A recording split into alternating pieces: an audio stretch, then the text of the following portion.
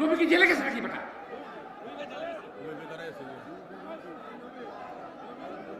নবীরে ধরে জেলে দিয়ে কমুনে সারাতে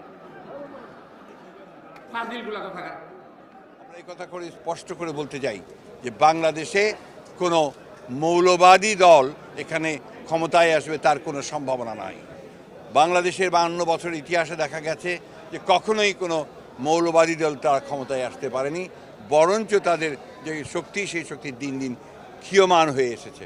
আমরা বাংলাদেশের মানুষের আস্থার উপর আস্থা রাখি, তাদের শক্তির উপরে আস্থা রাখি। আজকে ভারত, আমি মনে করি যে তারা দেখবে যে বাংলাদেশের মানুষ কি চায়। বাংলাদেশের মানুষের ইচ্ছার বিরুদ্ধে যদি তারা কোনো পদক্ষেপ নেয় সেটা হবে অত্যন্ত দুঃখজনক, এবং আমরা মনে করি সেটা বাংলাদেশের মানুষের জন্য, এই অঞ্চলের নিরাপত্তার জন্যও শুভ হবে না বলে আমরা মনে করি। ভারতের মতো একটি গণতান্ত্রিক দেশ, যারা গণতন্ত্রের কথা বলে সব সময়, গণতন্ত্রকে আফুল করার চেষ্টা করে, তাদের কাছে এটা অপ্রত্যাশিত যদি এই নিউজ সত্য হয়ে থাকে। আমরা নিশ্চয়ই এটা আশা করব যে ভারত বাংলাদেশের মানুষের যে গণতান্ত্রিক আকাঙ্ক্ষা, সেই আকাঙ্ক্ষাকে আজহারিকে দিয়ে বক্তৃতা করায়, সিলেট তো আজহারিকে বাধা দিচ্ছে।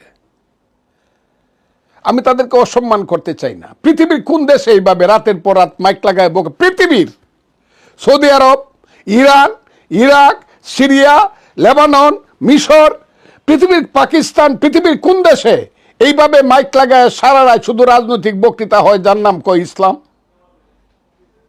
এটা তো একটা ওয়ারান দেশ পাইছে, যা ইচ্ছা তা বলতেছে মৌলানা মৌলবীরা, এবং হেলিকপ্টারে যাইতেছে, গাড়িতে যাইতেছে, লাখ লাখ টাকা নিতেছে।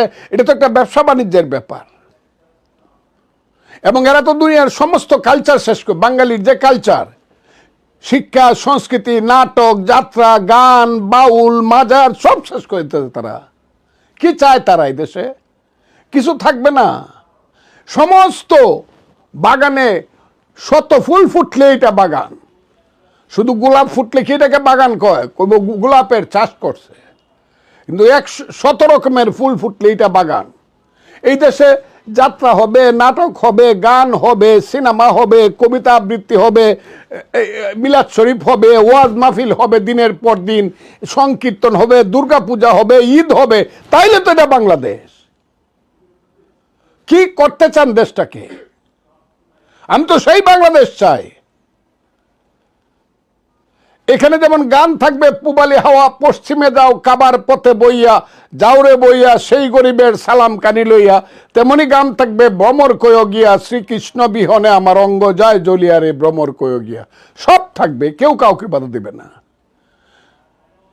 আমি খুব ক্লিয়ার বলি। কাজেই যেটা শুরু হয়েছে দেশে, এটা তো গুমরাহির পথে যাচ্ছে দেশ, অন্ধকারের পথে যাচ্ছে দেশ। অন্ধকারে যাওয়ার জন্য তো আমরা এই দেশে মুক্তিযুদ্ধ করি নাই, 30 লক্ষ লোক জীবন দেয় নাই। আমরা অন্ধকারের পথে ঢুকছি। কথা পরিষ্কার স্পষ্ট কথা আমি কয়েকদিন আগে বলেছিলাম যে যারা এই ধর্ম ব্যবসায়ী তারা ধার্মিক নয়, আর ধার্মিক তারাই যারা ধর্মভীরু এবং যারা আল্লাহকে ভয় করে।